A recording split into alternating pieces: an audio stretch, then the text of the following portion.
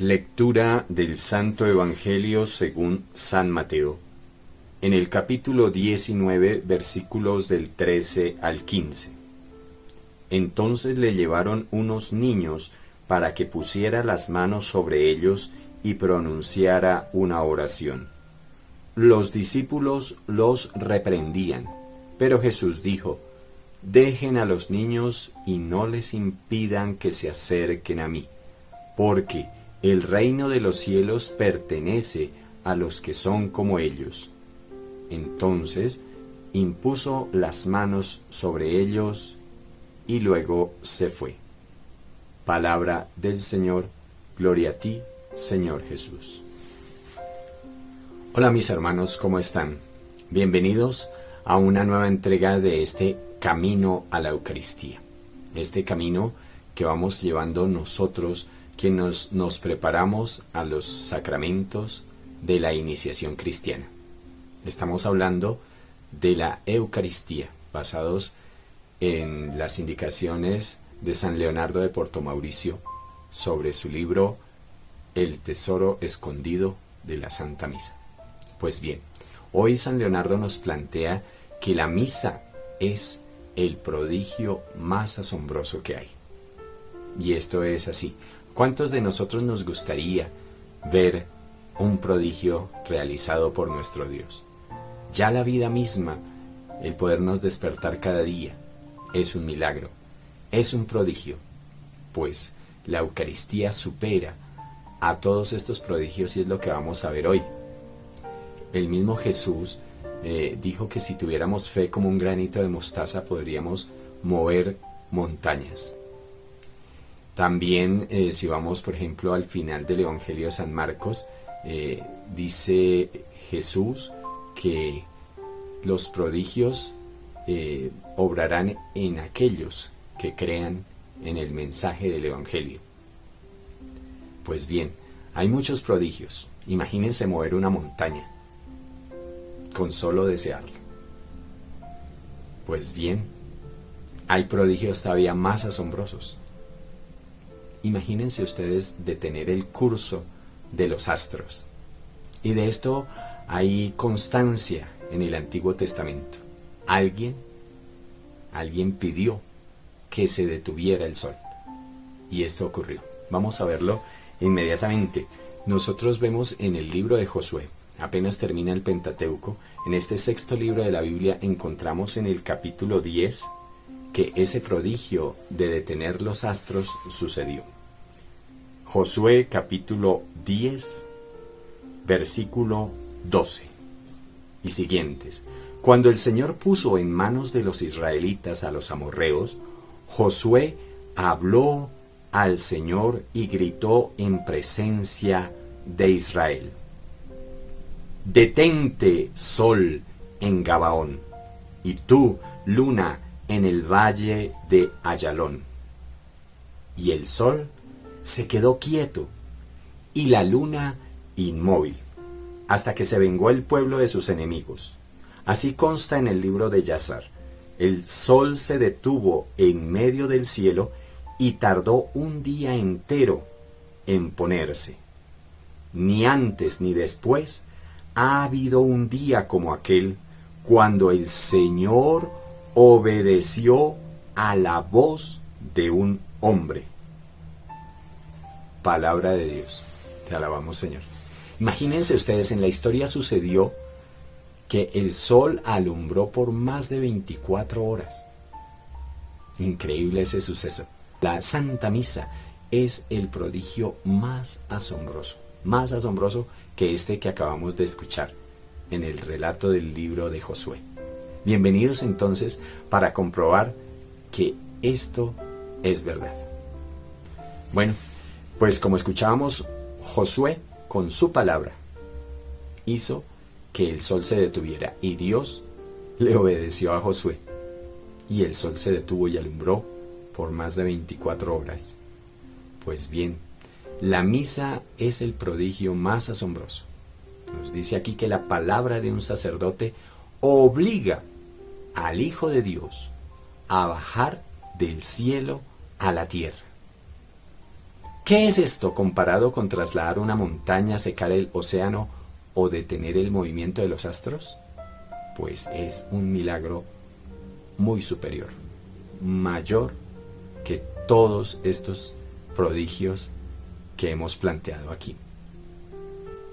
Dice, este poder de la palabra del sacerdote, cuando hace la consagración, compite con el poder del primer hágase, con el que Dios realiza la creación, con el que Dios empieza por que haya luz. Pide, habla, ordena que haya luz y la luz se hizo. Pues la Santa Misa compite con un poder tan grande como el poder de crear. Dios pronunció esa palabra hágase y todo lo que no existía pasó a existir. Y parece aventajar también al fiat, al hágase en mí, según tu palabra que pronunció la Virgen María. Con ese hágase de la Virgen María vino a habitar en su vientre la segunda persona de la Santísima Trinidad. Se formó en el vientre de la Virgen María el cuerpo de nuestro Señor Jesucristo. Y es que el cuerpo de nuestro Señor Jesucristo se formó a partir de la sustancia del cuerpo de la Virgen María. Es decir, tomó las células de la Virgen María para formarse un cuerpo por medio de ella. Pero lo que sucede sobre el altar, por la voz del sacerdote, es un prodigio aún mayor. ¿Por qué? Porque muchas veces, tantas como celebre la Santa Misa, va a ser transformado el pan y el vino en el cuerpo y la sangre del hombre Dios, de nuestro Señor Jesucristo. Su cuerpo, su sangre, aparecen ahí, se transforma la sustancia del pan y del vino en el cuerpo y la sangre del Señor. Por eso la Santa Misa es el prodigio de los prodigios de Dios. Entonces, ¿qué es lo que pasa? Pues que nosotros somos duros de corazón, somos incrédulos, faltos para creerle a Dios nuestro Señor. ¿Cuánta confianza nos falta para creer en la palabra de Dios mismo, en las palabras del sacerdote cuando pronuncia la consagración y convierten ese pan y ese vino en el cuerpo y la sangre de nuestro Señor Jesucristo? El milagro está ahí. Lo que pasa es que nosotros no lo vemos, porque para nosotros es normal levantarnos cada día, pero no vemos que es un milagro estar con vida. Para nosotros es normal tener un alimento, pero no apreciamos el milagro que hay detrás de ese alimento que llega a nuestra mesa. Para nosotros es normal tener una familia, personas a nuestro alrededor que nos quieren, pero todo eso es un milagro y nosotros no nos damos cuenta porque, como decía el Evangelio que encabeza este video, no somos como esos niños que reciben todo con asombro, que todo los deslumbra. No, nosotros vivimos una vida en la que exigimos más y más y más cosas, pero no pensamos en el milagro que se sucede detrás de cada cosa que nos pasa. Esta dureza de corazón nos imposibilita para ser testigos del milagro maravilloso que se sucede en cada Santa Misa. ¿Qué pasa con el que no cree? Pues el que no cree en las verdades de fe simplemente le está poniendo límites a la omnipotencia de Dios. Oiga esa contradicción, límites a la omnipotencia de Dios. Es aquel que no cree que Dios es todopoderoso. Está creyendo entonces en un Dios limitado, un Dios que pongo ahí con D minúscula porque no es el verdadero Dios. Es un Dios falso, un Dios hecho a su medida, a la medida de su imaginación. Y entonces la gente va a adorar a ese falso Dios y va a la misa, creyendo en un Dios falso, pidiéndole a un Dios en el que ellos lo tienen diseñado a su medida, un Dios que soluciona problemas, un Dios que dejo ahí atrapado en el templo pero que no me acompaña en mi vida diaria, un Dios que no es todopoderoso, un Dios que viene siendo una especie de amuleto, un remedio de una figurilla, y lo convertimos, hacemos de Dios, del verdadero Dios, una idolatría para nosotros, lo cambiamos.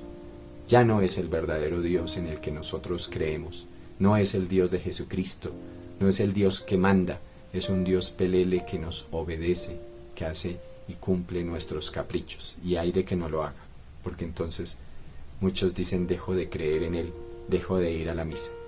Pobre gente con tanta dureza de corazón, pobre gente que no comprende que Dios es grande y omnipotente y que no lo puedo atrapar, no lo puedo obligar a hacer mis caprichos, porque entonces ese ya no es el verdadero Dios. ¿En quién crees cuando vas a la Santa Misa? Aquí, como dice Fernando Casanova, nos tenemos que decidir. Frente a Dios tenemos que decidir, o con Dios o contra Dios. En el Dios vivo y verdadero que es Padre de Jesucristo y en aquel Espíritu Santo que procede de ellos, o creo en un Dios hecho a mi medida, que está de acuerdo con todo lo que se me ocurre y al que le pedimos que nos conceda todos nuestros caprichos. Ese Dios no existe, pero si ese es tu Dios, lo lamento por ti, porque estás perdiendo tu tiempo cuando vas a la Santa Misa si vas con esta actitud. Y es que se nota muy fácil. La gente que va a la Santa Misa y se distrae, la gente que va a la Santa Misa y come chicle, ir mal vestido, no ser capaz de arrodillarse en el momento de la consagración. ¿Por qué lo hace? ¿Por ignorancia? ¿O porque no cree en el verdadero Dios que está ahí vivo y presente, en este maravilloso prodigio que es superior a cualquier otro prodigio? Dios mismo, por las palabras del sacerdote, aparece sobre ese altar. Y mucha gente ni se da cuenta, ni sabe. Por eso o se quedan de pie, o peor aún, sentados y charlando mientras sucede este gran milagro. Que Dios nos dé la gracia de quitarnos de la cabeza y del corazón toda esta apatía. Que nos dediquemos a investigar más, a profundizar en el único conocimiento que nos va a llevar a la vida eterna, a esa vida junto a Dios, a esa vida dichosa y gloriosa. Que no seamos católicos fríos, católicos de nombre, católicos tibios, para que Dios no tenga que vomitarnos de su boca. Mis hermanos, ahondemos en el conocimiento de Dios, el único conocimiento que nos dará el gozo y la posesión de la vida eterna, como lo ha prometido Jesucristo nuestro Señor. Que Dios nos bendiga. Nos vemos en una próxima entrega de este camino a la Eucaristía. Muchas gracias.